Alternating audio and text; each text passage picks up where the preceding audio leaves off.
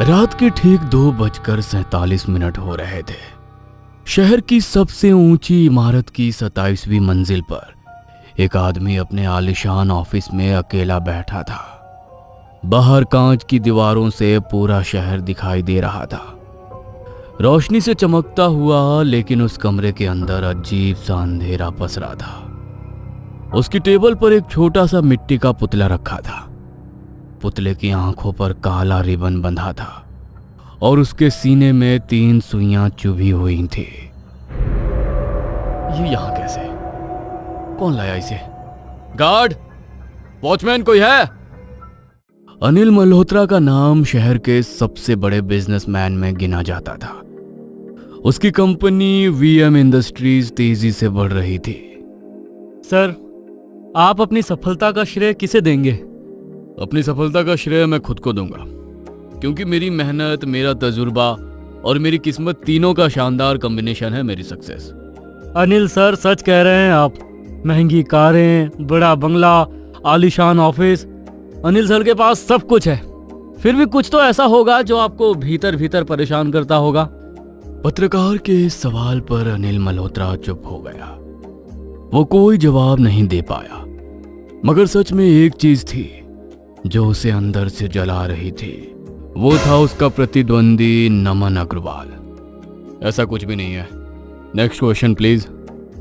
आपके business rival अमन Agarwal sir की company अचानक तेजी से बढ़ने लगी है। उन्हें हर प्रोजेक्ट में एक के बाद एक सफलता मिल रही है, मगर आपके कुछ प्रोजेक्ट फेल हो रहे हैं। इसके पीछे की क्या वजह है?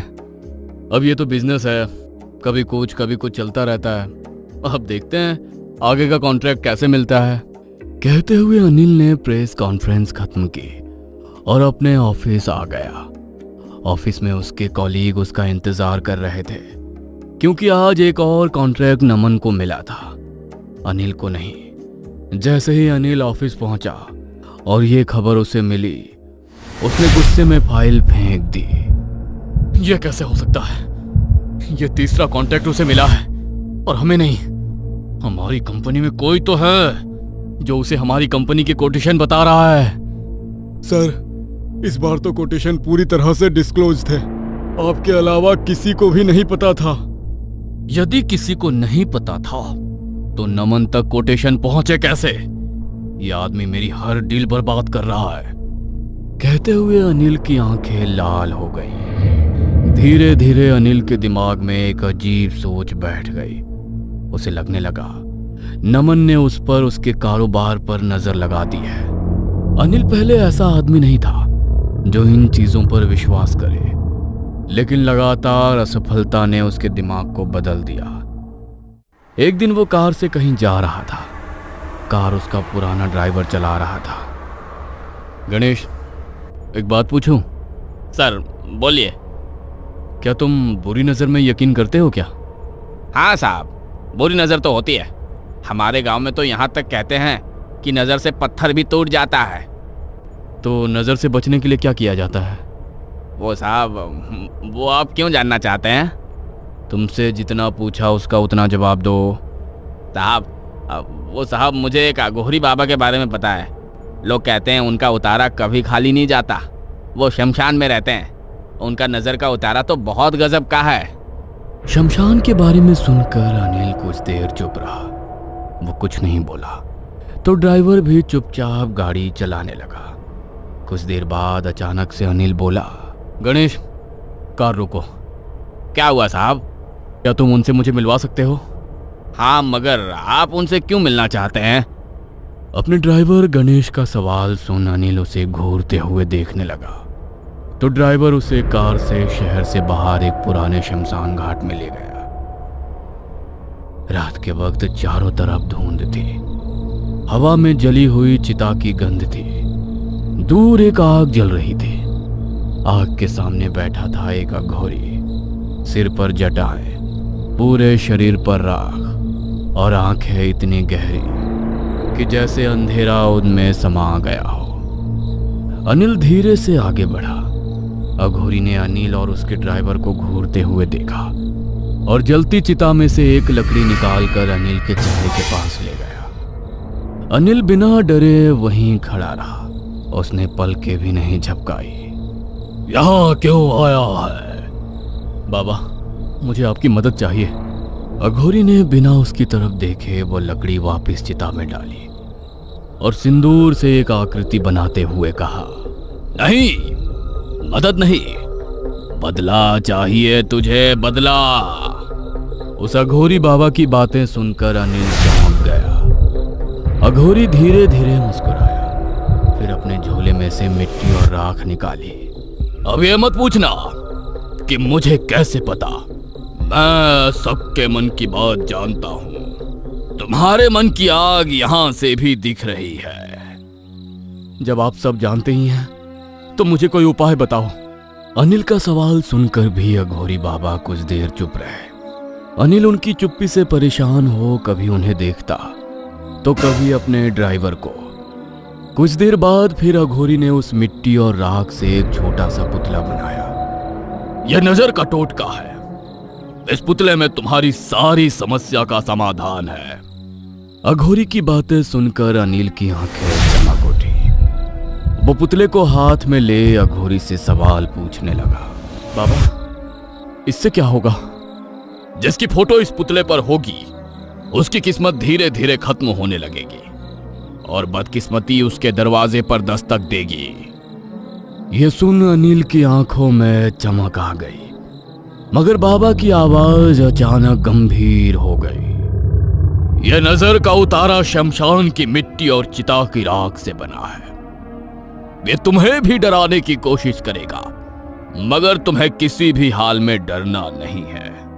मगर ऐसा क्यों? अगर तुम्हारे मन में जरा सा भी डर आया तो ये जादू पलट जाएगा, फिर तुम्हारे बुरे दिन शुरू होंगे। अघोरी की बातें सुन अनिल हंस पड़ा। उसने अघोरी बाबा की ओर देखा और पास खड़े अपने ड्राइवर की ओर देखा। ड्राइवर की आंखों में डर था, मगर अनिल की आंखों में चमक थी। मैं डरने वालों में से नहीं हूं। वो तो मैंने तुझे परख लिया। कहते हुए अघोरी ने पुतले पर नमन की फोटो लगाई और 3 सुइयां चुभो दी। पास ही जल रही चिता की आग अचानक तेज भड़क उठी। कुछ ही हफ्तों में सब बदलने लगा। नमन के प्रोजेक्ट फेल होने लगे, उसकी कंपनी में नुकसान होने लगा, उसकी कार का एक्सीडेंट भी हो गया। अचानक से सब कुछ बुरा मेरे साथ ही कैसे हो रहा है? मैंने तो कभी किसी का बुरा नहीं चाहा, फिर मेरे साथ ही क्यों? वहीं दूसरी तरफ अनिल की किस्मत चमकने लगी।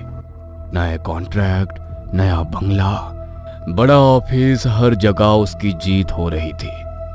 अनिल बहुत खुश था।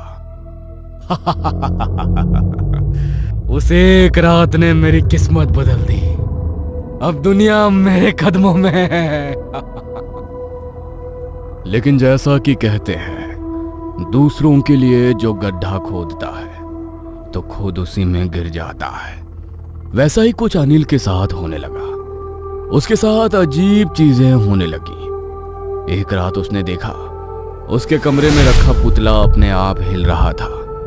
वो पूरी रात नहीं सो पाया। ये सब क्या हो रहा है?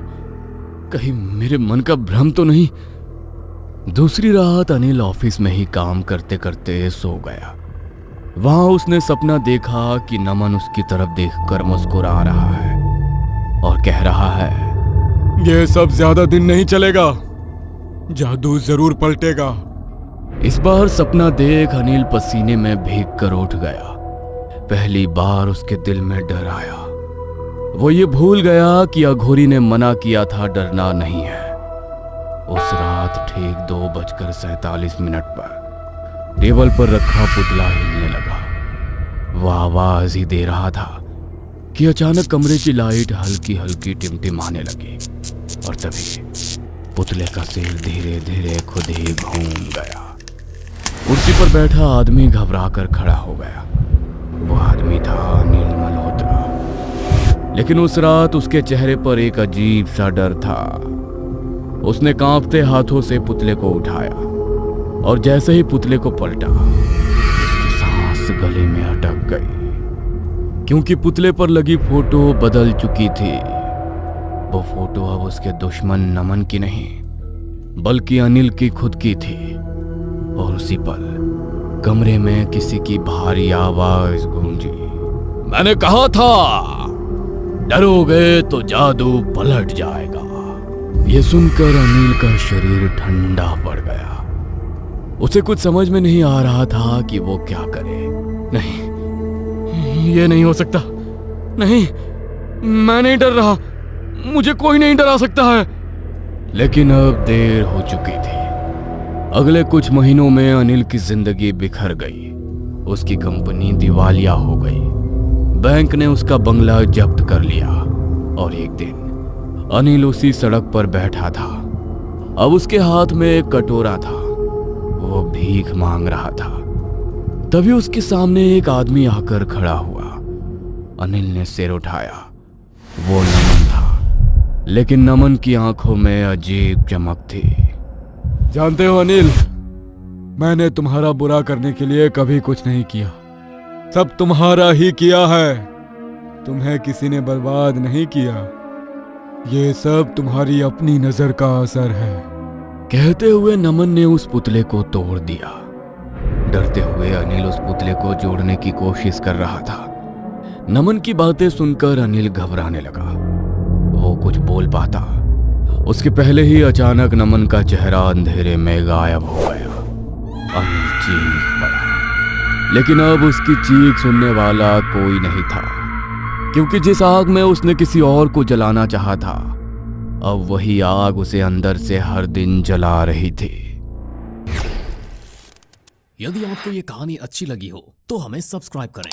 हम जल्द ही एक और नई डरावनी कहानी लेकर आ रहे हैं।